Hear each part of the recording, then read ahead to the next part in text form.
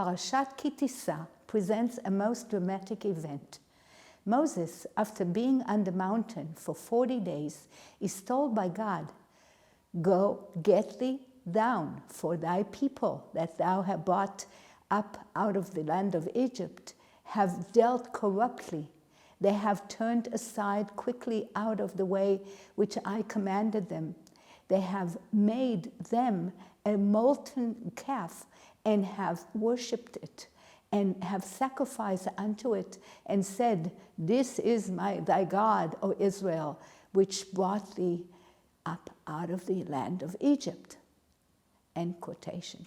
Thus, the parasha describes Moses as he is descending from the mountain, carrying in his arms the 2 stone tablets inscribed with the finger of God, as it says in Exodus, and very dramatically, approaching the camp of the Israelites and seeing the golden calf surrounded by people who are dancing and performing an enthusiastic act of idol worshipping, Moses cannot control his anger, and he hurls the tablets from his hands and shatters them at the foot of the mountain. Quotation from Exodus. What a dramatic and a stormy reaction. Avner Moriah visualizes this in a painting. He presents Moses as a very large blue figure coming down the hill. His arms are widely stretched out, and he threw the 2 stone tablets towards the slope of the mountain. His hands gesture seemed to express despair, anger, and sorrow.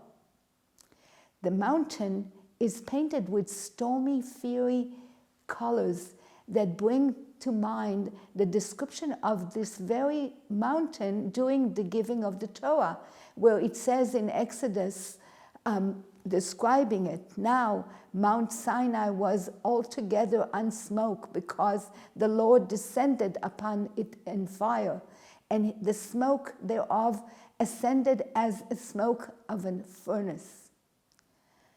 The painting is alluding to this memorable event, yet showing now the people's grave sin of forgetting the prohibition against having other gods.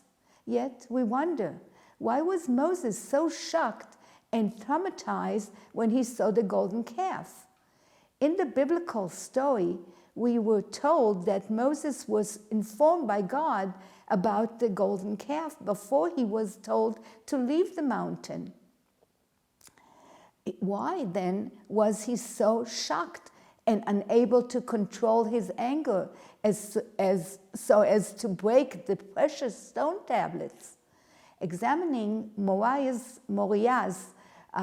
picture, we might gain a certain understanding of these queries.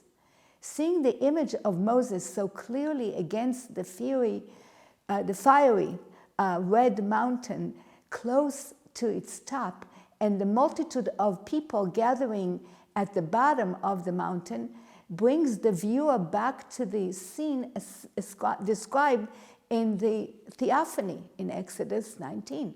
And all the people that were in the camp trembled, and they pleaded with Moses, saying, "Speak thou with us, and we will hear, but let not God speak with us, lest we die." And the people stood afar off, but Moses drew near unto the thick darkness where God was. Moses, in agreeing to assume the task of a mediator, created a total dependence of the people upon him.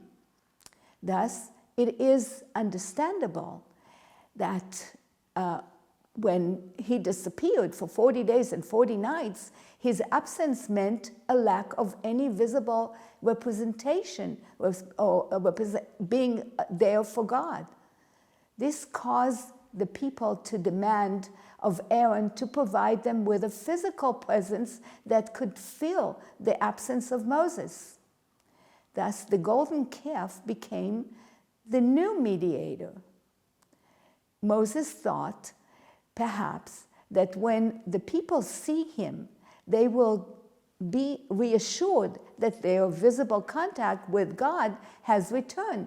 But when he saw them so involved with their dancing all around the golden calf, he realized that these people's problem was not the lack of physical presence of God, but a clear desire to worship idols. This convinced him that God's words to him on the mountains were right, and that the people were not worthy and qualified to receive the Torah as a covenant with God, and therefore it should be destroyed.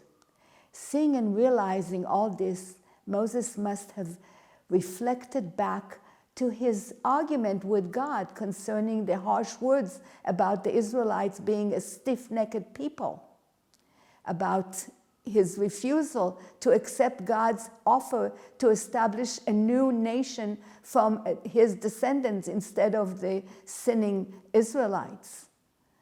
Up in the mountain, Moses had the courage to implore God and to say to him, "Let not your anger, O Lord, blast forth against your people." Now, seeing the terrible sin of people's idolatrous worship, he realizes how wrong he was to object to God's words and how unworthy the Israelites were to receive the Torah, the law. Thus, his great disappointment and his emotional upheaval caused him to drop the stone tablets. The many strong colors of the mountain seemed to reflect his stormy emotions and the frenzy of the people around the golden calf. At this point, Moses orders the Levites to put those among them, the people who had sinned most grievously, to death, and then he relented. The next day, Moses said to the people, "You have been guilty of a great sin. Yet I will now go up to the Lord. Perhaps I may win forgiveness for you, for your sin." He was then again ready to ascend and to mediate between God and the people. Shavua Tov from Schechter.